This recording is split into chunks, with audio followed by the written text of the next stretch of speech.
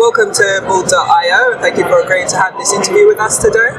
My pleasure, Rebecca. Thanks for having me. So could you introduce yourself and what you do? Sure. So my name is Alex Nascimento. I teach blockchain at University of California, Los Angeles, well known as UCLA. And then I run an investment fund that focuses on infrastructure of security tokens called 7cc. So what excited you about blockchain and why did you get involved with it?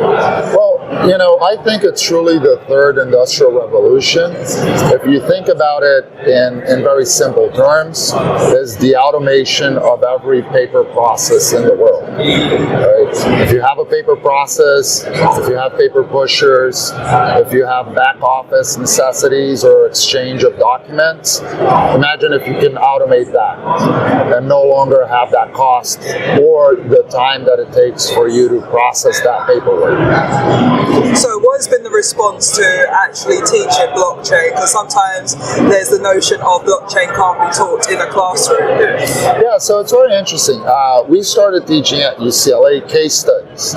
So we were very focused on not mainly talking about cryptocurrencies. Cryptocurrencies are an important part of the market, but they're not the only part of the market. So we cover different case studies like what Walmart is doing, what American Express is doing, what JP Morgan is doing, what Fortune 500 companies are doing that truly legitimize the technology. And over the next 5 years, how would you like to see blockchain evolve?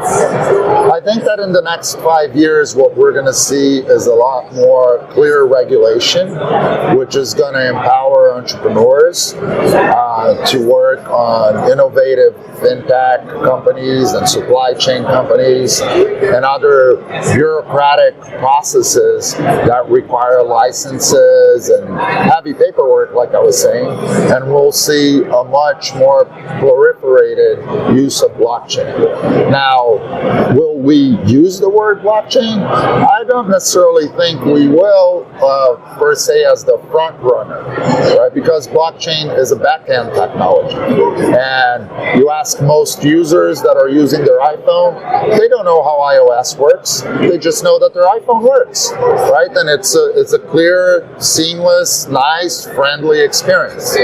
So I think that that's going to be the future for blockchain. And one last question. If for young people who are trying to get into the blockchain space or cryptocurrency in general, what advice would you give to them?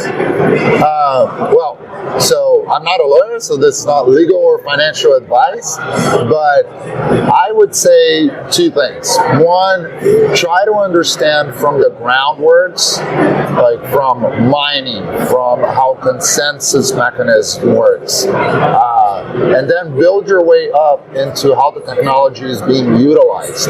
Because the technology is not only for crypto. Crypto is a great place for you to make investments and to make potential high returns, but you need to understand the full breadth. And I would highly recommend joining either the courses we teach at UCLA, which are offered online.